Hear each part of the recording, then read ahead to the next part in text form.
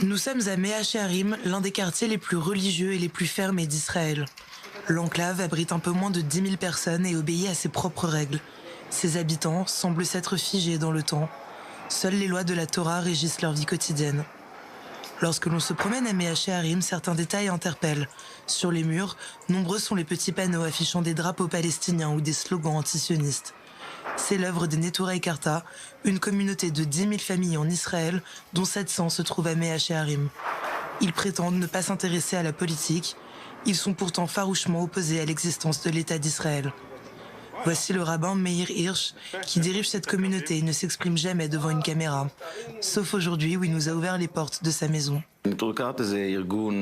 Le mouvement Neturei Karta est apolitique et se revendique foncièrement antisioniste. Il a été créé en 1935 par mon père.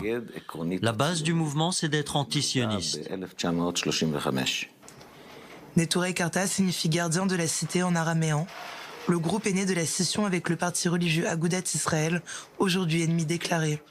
Ses participants appellent au démantèlement de l'État d'Israël et rejettent tout ce qui s'y rattache, allocations, sécurité sociale, papier d'identité, armée ou encore élections. Il y a des choses que nous sommes quand même obligés de payer, l'électricité et l'eau. Mais à part ça, l'éducation, les aides au logement, la famille, on ne prend rien.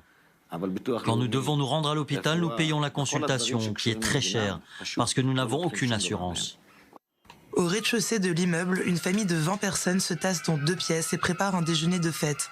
La circoncision d'un enfant éthiopien, proche de la communauté. Tous les soirs, les parents déploient les matelas entreposés dans une cave. Le mouvement se distingue par un fort activisme. Conférences dans les universités, participation à des manifestations contre Israël et de nombreuses rencontres avec les opposants de l'État hébreu. Les Neturei Karta sont connus pour leurs actions coup de poing et leurs liens avec des groupes antisionistes. Nous sommes proches du mouvement BDS mondial pour boycotter certains produits. Le BDS ne s'oppose pas à tous les produits israéliens, mais à ceux qui sont faits dans les implantations sur des territoires occupés. Nous entretenons aussi des relations avec le Hamas. Nous avons visité plusieurs fois Gaza en passant par l'Égypte. Comme nous sommes un groupe apolitique, nous arrivons à discuter avec tout le monde, Hamas, Hezbollah, gouvernement iranien. Toutes ces rencontres n'ont qu'un seul but, témoigner son soutien au monde musulman et rappeler que le judaïsme et le sionisme sont 2 concepts différents. Quand les dirigeants sionistes arrivent à l'ONU, ils viennent avec un verset de la Torah qui dit que Dieu a promis la terre d'Israël aux Juifs, à Abraham et ses descendants. Mais le problème, c'est que la Torah est jetée aux ordures. Ils n'en font rien de la Torah, ils se servent uniquement d'un verset qui leur est utile.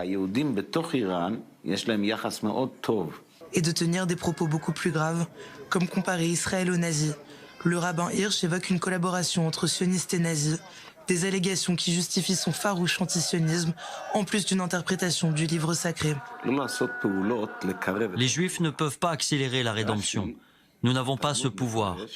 Rashi, le commentateur du Talmud, a écrit qu'il ne fallait pas trop prier pour la rédemption, puisque c'est vain. Toute création d'un État juif ne respecterait donc pas la volonté divine. Seul le Messie en est capable, il faut donc attendre son retour. En attendant, l'ambition des Neturei Karta est de revenir à une cohabitation pacifique entre juifs et musulmans et au pouvoir en place avant la création de l'État d'Israël. Les Neturei Karta sont particulièrement violents face à l'armée israélienne et des forces de l'ordre en général.